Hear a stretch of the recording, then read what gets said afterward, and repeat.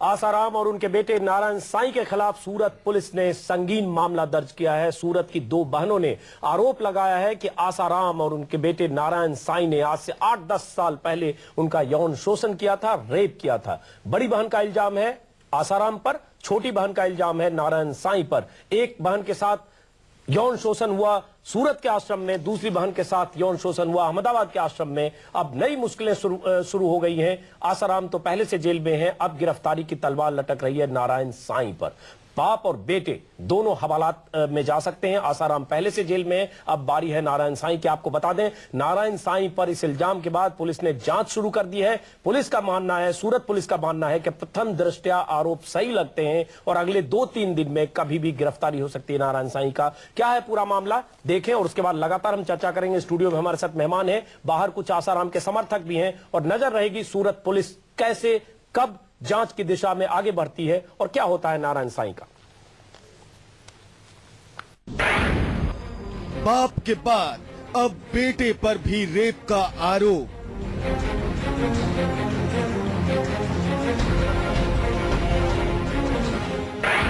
आसाराम पर रेप का एक और केस दर्ज।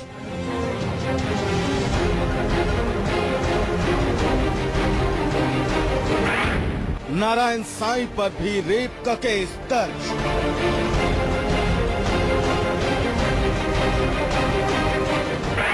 सूरत की दो बहनों ने बाप बेटे पर किया केस।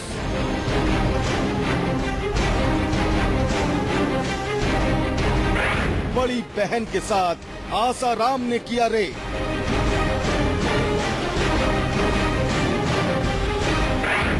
छोटी बहन के साथ नारायण साईं ने किया रेप।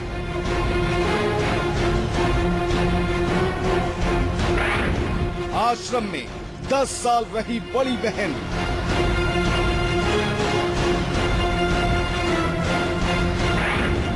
आश्रम में 4 साल तक रही छोटी बहन।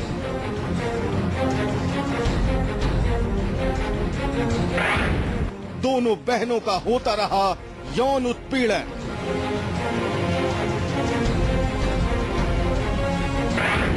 आसाराम की पत्नी बेटी बाप में करती रही मदद।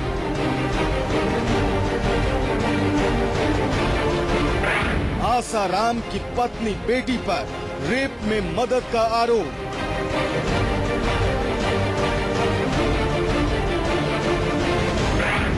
कानून के फेर में आसाराम का पूरा परिवार।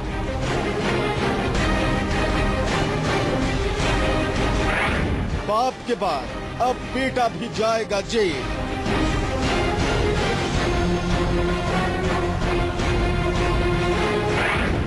पहले आसाराम के पाप का खुलासा, अब नारायण साईं की करतूत का खुला राज।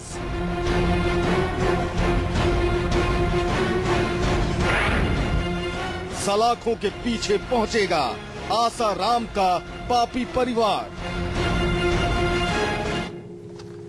आसाराम, उनके समर्थक, उन्हें चाहने वाले उन्हें महान संत परम पूजनीय बापू आसाराम कहते हैं। उनके बेटे नारायण साईं हैं।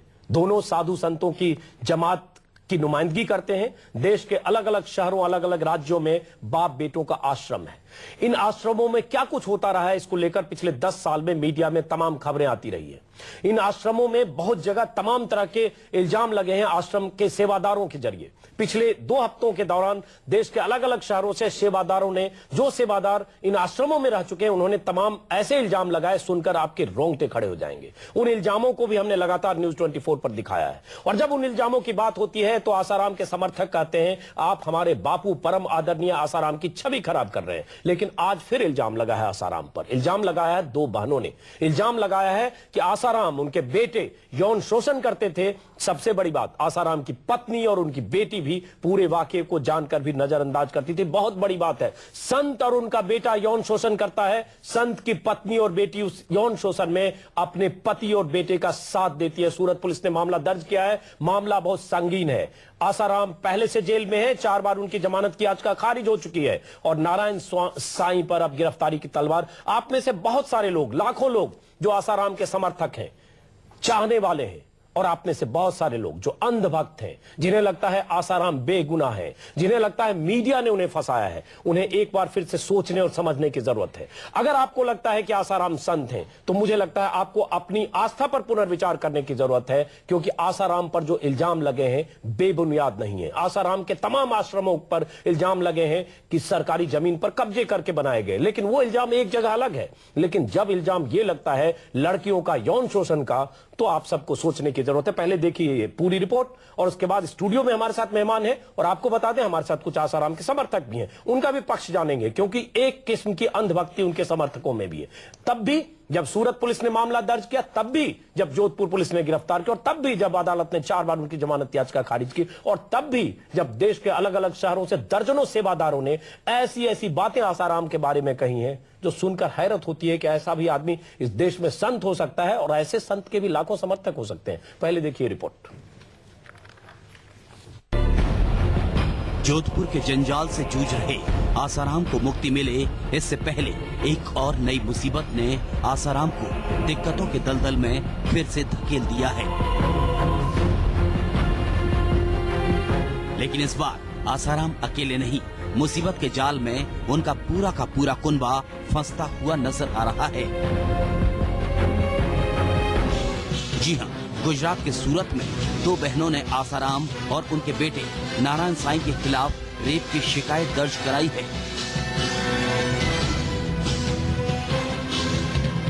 दोनों बहनों का आरोप है कि आसाराम और उनके बेटे ने सालों तक उनका यौन शोषण किया। आरोप है कि इस घिनौनी साजिश में आसाराम की पत्नी और बेटी भी शामिल रही। सूरत के एक थाने में दर्ज कराई गई शिकायत के मुताबिक आसाराम बड़ी बहन के साथ वर्षों तक बलात्कार करते रहे, जबकि आसाराम के बेटे नारायण साईं ने छोटी बहन को अपनी हवस का शिकार बनाया। बाप बेटे की इस घिनौनी साजिश में आसाराम की बेटी भारती और पत्नी लक्ष्मी भी शामिल रही। शिकायत करने वाली दोनों बहनें आसाराम के आश्रम में आयुर्वेदिक दवा बनाने का काम करती थी। केस में चूंकि एलिगेशन बहुत सीरियस हैं, इसलिए इन्वेस्टिगेशन का लेवल भी सीरियस होगा, और इन्वेस्टिगेट करेंगे और कोशिश करेंगे कि जो सब कुछ है उनको कलेक्ट किया जाए, उनका संशोधन किया जाए, और उसके बाद जो भी कानूनी कार्रवाई है वो की जाए। प्रोसेस है इन्वेस्टिगेशन की, उसमें एविडेंस कलेक्शन का स्टेज होता है, अरेस्ट का स्टेज होता है, चार्जशीट का स्टेज होता है, वो सारी प्रोसीजर पूरी की जाए। पुलिस को दी गई शिकायत के मुताबिक बड़ी बहन का रेप आसाराम ने अहमदाबाद में, जबकि छोटी बहन का रेप नारायण साईं ने सूरत में किया।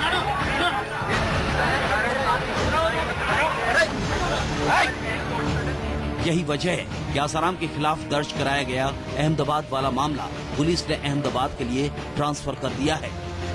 शुरुआती तफ्तीश में पुलिस को शक है कि जिस वक्त छोटी बहन के साथ यौन शोषण हुआ, उस वक्त वो नाबालिग रही होगी। जाहिर है, अगर नाबालिग होने वाली बात तफ्तीश में सही साबित होती है, तो पिता आसाराम के बाद बेटे नारायण साईं को भी एक नाबालिग से यौन शोषण के मामले में जेल की हवा खानी पड़ सकती है। Bureau report, news 24। आपने देखा पूरी रिपोर्ट। गुजरात के गरीब परिवार की रहने वाली 2 बहनें, 2 लड़कियां जो आसाराम के आश्रम में रहती थीं, उनकी सेवा में लगी हुई थी, उनकी आयुर्वेदिक दवा बनाने की फैक्ट्री में काम करती थी। उनमें से कहा जा रहा है एक बहन नाबालिग भी थी। उनके साथ जो कुछ हुआ आपने देखा। मामला 10 साल पुराना है, लेकिन खास बात यह है कि तब दोनों बहनें अविवाहित थीं, शादी हुई बाद में, और उसके बाद पतियों के साथ जाकर उन्होंने एफआईआर दर्ज कराया। बहुत संगीन मामला है। हम लगातार नजर रखेंगे इस पूरे मामले पर, लेकिन सबसे पहले चलते हैं अहमदाबाद, क्योंकि आपको बता दें कि अहमदाबाद आश्रम में आरोप है कि आसाराम ने बड़ी बहन का शोषण किया। छोटी बहन का यौन उत्पीड़न सूरत में हुआ, जहां नारायण साईं पर इल्जाम है। हम चलते हैं अहमदाबाद, हमारे साथ हैं भूपेन सिंह। भूपेन, पहले तो ये नारायण साईं कहां है इन दिनों, और दूसरी बात, कहा जा रहा है चूंकि सूरत में मामला दर्ज हुआ है, 0 एफआईआर है, जो आसाराम के खिलाफ मामला है उसे ट्रांसफर किया जा रहा है अहमदाबाद। क्या है इस मामले में अब तक अपडेट? देखिए अजीत जी, यहाँ पर जो मामला ट्रांसफर किया गया है वो फिलहाल ये जानकारी मिली है कि कंट्रोल में आया है और कंट्रोल के बाद से अब वो संबंधित पुलिस थाने यानी कि चांदखेड़ा पुलिस थाना जो कि साबरमती आश्रम में लगता है वहां पर आएगा और उसके बाद यहाँ की पुलिस जो है वो आश्रम में जाकर इस चीज को लेकर जितनी भी इन्वेस्टिगेशन करनी है या जो भी पूछताछ करनी है, जो भी सब्सटेंशियल कॉन्सिक्वेंसेस होते हैं या फिर सबूत जुटाने होते हैं, उसको लेकर आगे बढ़ेगी। तो फिलहाल जो जानकारी आई है उसके मुताबिक कंट्रोल रूम से और अभी फिलहाल मामला चांदखेड़ा पुलिस में ट्रांसफर करने की प्रोसीजर चल रही है और नारायण साईं को लेकर ये जानकारी जो उनके सवेरे उनके प्रवक्ता है उनसे बात हुई थी, उनके मुताबिक अभी तक यहाँ पर आश्रम साबरमती का जो आश्रम है वहां पर नारायण साईं नहीं है, लेकिन उन्होंने और कहा है इसके बारे में बताने से इनकार कर दिया। लेकिन फिलहाल जो प्रोसीजर चल रही है वो चांदखेड़ा पुलिस थाने में जो 0 एफआईआर के बाद में यहाँ पर ट्रांसफर की जाएगी और उसके बाद में पुलिस यहाँ की किस तरह से तफ्तीश करती है, किस तरह से आगे की कार्रवाई करती है, उस पर देखना होगा। चलिए, बहुत हम जानकारी दे रहे हैं भूपेंद्र, और साथ में ये भी बता दें अब आसाराम की जमानत और मुश्किल होगी। हाईकोर्ट से, जोधपुर हाईकोर्ट से उनकी जमानत की याचिका खारिज हो चुकी है, लेकिन सुप्रीम कोर्ट में जब भी वो जाएंगे नया मामला उसके पहले आ चुका है और इसके बाद उनकी मुश्किलें और बढ़ जाएगी। हम टीना शर्मा, सबसे बड़ी बात, हम देश की महिलाओं से अपील करना चाहते हैं क्योंकि हम जानते हैं कि महिलाएं थोड़ी धर्म भीरू होती हैं, तमाम तरह की मानसिक एक मनोदशा होती है जिसमें आपको लगता है कि आपके तमाम कष्ट जो है, मुश्किलें हैं पारिवारिक और निजी जिंदगी की, उसका कहीं न कहीं समाधान ऐसे साधु संतों बाबाओं के पास होता है, इसलिए वो भक्ति के मार्ग पर जाती है। और जो हमारी पुलिस से बात हो रही थी, पुलिस वालों का कहना है, जो इन्वेस्टिगेशन से जो बात सामने आई है, कि जब ऐसी लड़कियों और महिलाओं को आसाराम के पास भेजा जाता है, जो उनके सेवादार या जो लोग भी उनके कॉकस में भेजते हैं, ये कहते हैं ये भगवान के रूप है, महादेव के रूप है, कृष्ण के रूप है और तुम अपने आप को उनके सामने समर्पण कर देना।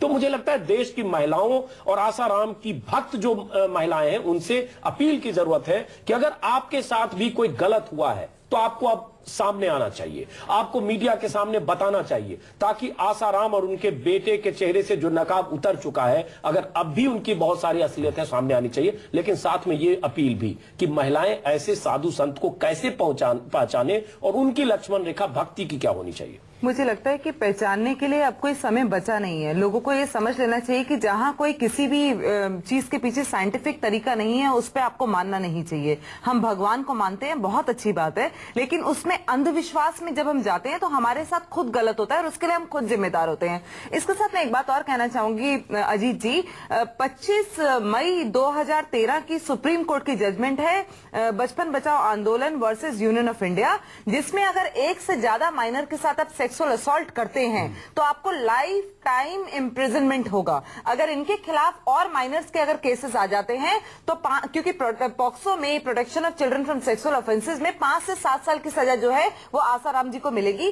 पर अगर आसाराम जी के ऊपर एक और केस अगर माइनर का आ जाता है और उस केस का जो इनिशियल इन्वेस्टिगेशन है, चार्जशीट अगर पुलिस फाइल कर देती है तो उनको लाइफ टाइम इम्प्रिजनमेंट होगा। और इसके साथ मुझे एक बात और बोलने दीजिए, इनके जितने माइनर होम्स हैं उसका JJB board, juvenile justice board और CWC सेंट्रल वेलफेयर कमेटी जो है उसके साथ रजिस्ट्रेशन होना जरूरी है। अगर उनके साथ कोई भी स्कूल इंस्टीट्यूशन जो है उनका रजिस्ट्रेशन जरूरी नहीं है, अगर आप उसका रजिस्ट्रेशन, अगर वो जुवेनाइल जस्टिस बोर्ड के साथ इनके माइनर होम्स का रजिस्ट्रेशन नहीं है तो ये बहुत बड़ा नॉन अवेलेबल ऑफेंस है। एक गौतम जी ये बताइए, लगता नहीं वक्त आ गया है, चूंकि आसाराम के खिलाफ देश में अलग अलग राज्यों से ऐसी खबरें आ रही है, बहुत सारे सेवादार जो उनके साथ रहे उन्होंने ऐसे ऐसे आरोप लगाए हैं और वो आरोप कई बार इतनी शर्मिंदगी भरे हैं कि हमें दोहराने में मुश्किल होती है। क्या लगता नहीं ऐसा वक्त आ गया है कि एक बड़े पैमाने पर एक एजेंसी को जांच का जिम्मा सौंपना चाहिए, CBI या ऐसी एजेंसी को, और आसाराम के तमाम कुकर्म, तमाम धतकर्म, तमाम जो भी गुनाह है उन गुनाहों का पुलिंदा बनाकर जांच की जाए और देश के सामने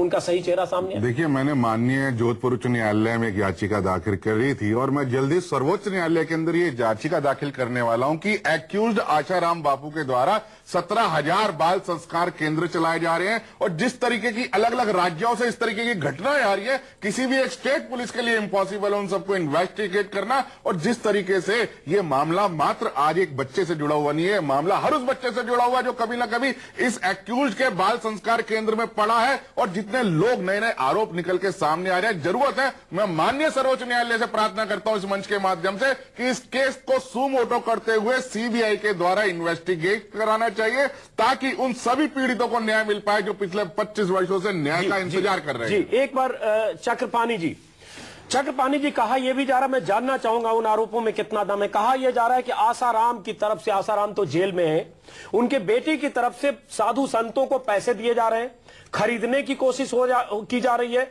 मीडिया में भी कुछ ऐसे फिलर आए कि 50 लाख 25 लाख करोड़ रुपए दे दें, मीडिया मैनेज हो जाए, और बहुत सारे साधु संतों को मोटी रकम दी गई है ताकि जाकर न्यूज चैनल पर, मीडिया में आसाराम और उनके बेटे का बचाव करें। क्या इसमें सच है? क्या आसाराम के बेटे तमाम लोगों से, साधु संतों से या आप जैसे लोगों से मिल रहे हैं और बचाव के लिए कुछ डील कर रहे हैं? स्वामी चक्रपाणी,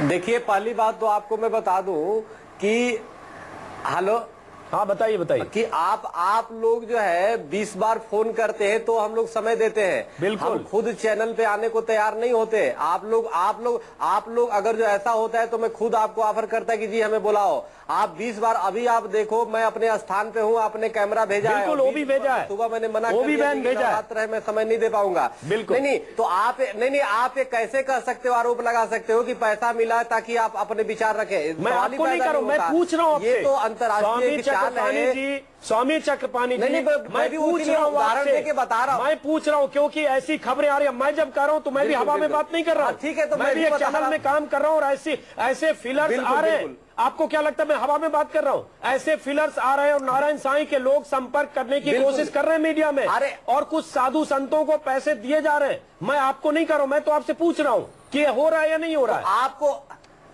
आपको कर रहे होंगे महाराज। एक चैनल ने, टीवी चैनल ने तो हमारे सामने स्वीकार किया कि जी मैं फोन करता हूं नारायण साईं को और हम धमकी देते हैं, तो कितने तो धमकी उधर भी आ रहे हैं। और दूसरी बात, जहां तक बात है, आप अंजुम जी बता रहे हैं कि कोई भी संत जो है पैसे के लिए कोई कार्य नहीं करता। और सच्चाई तो ये है कि कोई संत पैसे नहीं ले रहा है, बल्कि टीवी चैनलों को विदेशों से पैसा आ रहा है। अब लीजिए, आप कहीं से कहीं चले गए, भ्रष्ट कर आप कहीं से कहीं चले गए। यहाँ पकड़े गए आसाराम, उत्पीड़न का आरोप है आसाराम पर, नारायण साईं पर आज नया आरोप लगा है। बाप बेटे का शर्मनाक चेहरा देश के सामने आया है। आप अब उसके बाद उस पर तो आप 1.5 महीने से वकालत कर करके परेशान हो गए, आपके सब चूक नहीं रहे। अब आप उसके बाद मीडिया पर आ गए। स्वामी चक्रपाणी, जो आरोप लगे हैं आसाराम पर, और जो आरोप 10 साल में लगे, जो अब खुदकुशी तक की और लड़के की डेथ मोटेरा आश्रम से लेकर अब यौन उत्पीड़न का, मुझे हैरत हो रही है कि आप एक बार भी बैलेंस होके क्यों नहीं बोलते हैं कि हाँ आसाराम पर आरोप है और बहुत जघन्य, शर्मनाक है।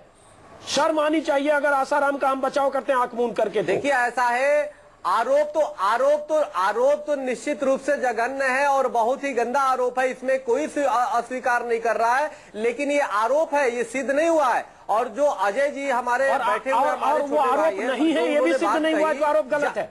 ये भी सिद्ध नहीं हुआ कि आरोप गलत है। अरे मेरी बात सुनिए ना, जो अजय जी जो बैठे हुए, उन्होंने कहा जांच की विषय, बहुत अच्छी बातें कही है। ये मीडिया ट्रायल न चल के बल्कि, और आप भी इससे सहमत होंगे और हमें लगता है टीना जी भी, कि निश्चित रूप से एक जांच एजेंसी को दे देनी चाहिए कि जो भी इस जितने पचड़े हैं, ये एक जांच एजेंसी जांच करे। तो जेल में बंद सिर्फ आसाराम नहीं बल्कि उनके पूरे परिवार पर अब मुश्किलों का अंबार टूट पड़ा है, क्योंकि अब एक और रेप केस दर्ज हुआ है। वो सिर्फ आसाराम पर नहीं बल्कि उनके बेटे नारायण साईं पर भी। 2 बहनों ने यह आरोप लगाया। हमारे साथ अखिलेश तिवारी जुड़े हुए हैं। अखिलेश जी, तमाम तरह के आरोप लग रहे हैं, तमाम तरह के FIR दर्ज हो रहे हैं, आप अब भी आंख बंद करके आसाराम के समर्थन में ही हैं? निश्चित तौर से जिस प्रकार से प्रायोजित ये षड्यंत्र चल रहा है, मुझे तो अभी भी स्पष्ट रूप से बहुत बड़ा षड्यंत्र चल रहा है। अभी अंजुमन जी कह रहे थे कि साधु संतों को भी पैसा दिया जा रहा है आसाराम के समर्थन के लिए। क्या आसाराम का समर्थन करना गुनाह है? जब तक विषय सत्यापित नहीं हो जाता तब तक क्या भारत के संतों का समर्थन करना आरोप है? जी। ये तो भारत की धरती से नहीं, ये अंतर्राष्ट्रीय षड्यंत्र है। धर्मांतरण जो कराया जाता है, चलिए अब अभी आप भारत की सरहद में रहे और आप मुंबई में हैं, तो मुंबई में रहे। हम आपके पास ब्रेक के बाद वापस लौटेंगे। कोई अंतर्राष्ट्रीय षड्यंत्र नहीं है, साजिश नहीं है, लड़कियों ने आरोप लगाए। हम ब्रेक के बाद वापस लौटेंगे और बताएंगे आपको कि कैसे नारायण साईं साधु संतों से संपर्क कर रहे हैं, कैसे नारायण साईं मीडिया से संपर्क कर रहे हैं, और कैसे कुछ साधु संत नारायण साईं के भेजे गए टिकट से उनके आश्रम का मुआयना करके चैनल पर नारायण साईं आसाराम को क्लीन चिट दे रहे।